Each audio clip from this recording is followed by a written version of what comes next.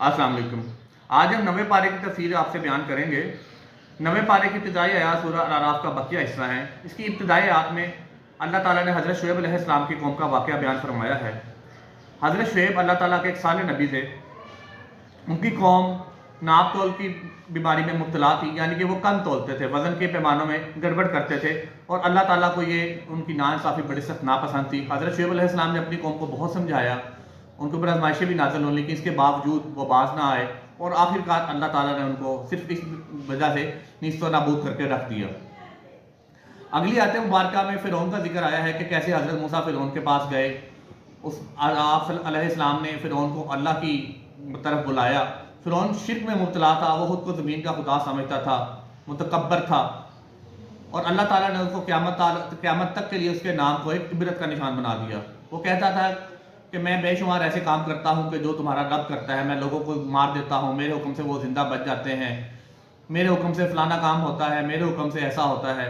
तो मूसा अलैहिस्सलाम ने फरमाया कि ये तुम वक्ती तौर पर तुम्हारे पास एक वक्ती ताकत है, लेकिन असल ताकत तो अल्लाह के पास है। क्या तुम किसी मुर्दे को ज़िंदा कर सकते हो? क्या तुम किसी जानदार को पैदा कर सकते हो?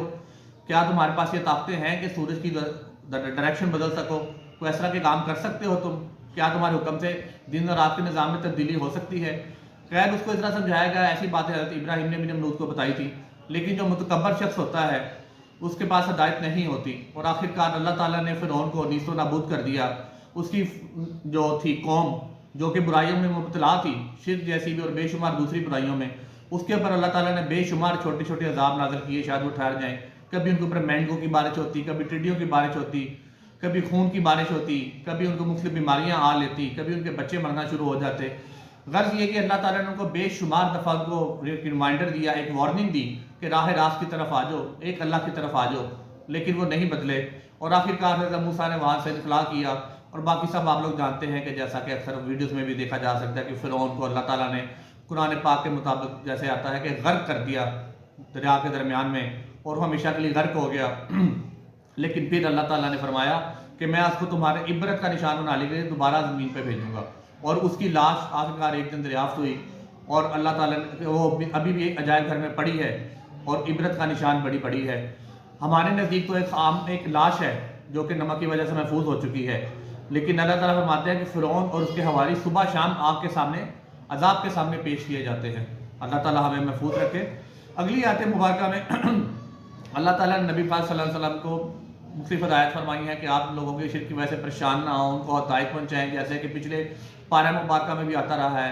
और दूसरी कौमों का भी फरमाया कि कैसे वो अल्लाह ताला के हुक्म की नाफरमानी कर कर वो अजाब में मुब्तला हो गई और हमेशा हमेशा के लिए दुनिया से ख़त्म कर दी गई। अगली सूरह मुबारका सूरह अल-अनफाल है।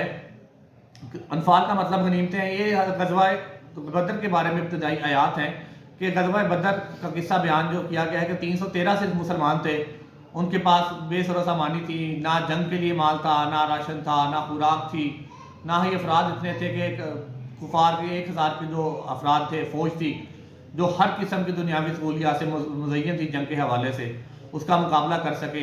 लेकिन आप सल्लल्लाहु अलैहि वसल्लम ने अल्लाह के हुक्म से पड़ाव डाला। उस रात आप सब बड़े बेचैन थे कि ए रब, आपने दुआ की कि ए मेरे रब, ये गिनती के चंद लोग हैं जो तेरा नाम लेते हैं, तेरा कलमा पढ़ते हैं, अगर आज इनको कुछ हो गया तो तेरा नाम लेने वाला कौन रहेगा? अल्लाह ताला ने तब आप सल्लल्लाहु अलैहि वसल्लम के दिल पर और बाकी जो लोग थे उनके साथी थे उनके दिल पर सकीनत नाज़िल फरमाई, सुकून हो गया और आप सल्लल्लाहु अलैहि वसल्लम आपके साथी जो थे वो सारे पुरसुकून सो गए। तब अल्लाह ताला ने बारिश भी भेज दी जिससे मौसम भी बदल गया और ऐसे असबाब पैदा हो गए कि कुफार वक्त से पहले ही घबरा गए। और जब जंग का वक्त था तो अल्लाह ताला ने नबी वसल्लम की नुसरत के लिए हज़ारों फरिश्ते आसमान से उतारे जो निशान वाले घोड़ों पर आए और उन्होंने कुफार के बड़े बड़े सरदारों का ना सिर्फ कत्ले आम किया बल्कि बेशुमार लोगों को उनके माल था उनके पास उसको भी कब्जे में ले लिया।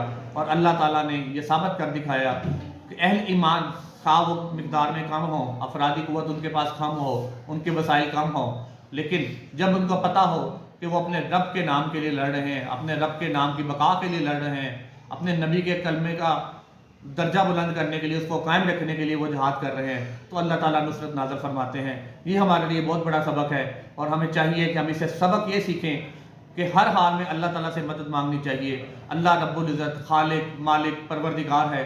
जब उसे सच्चे दिल से मदद मांगी जाए तो अल्लाह ताला नामुमकिन को भी मुमकिन कर देता है। यही हमारा आज का पारा था। اللہ تعالیٰ ہم سب کو پڑھنے، سمجھنے اور اس قرآن مبارکہ کو عمل کرنے کی توفیق عطا فرمائے، آمین۔ السلام علیکم۔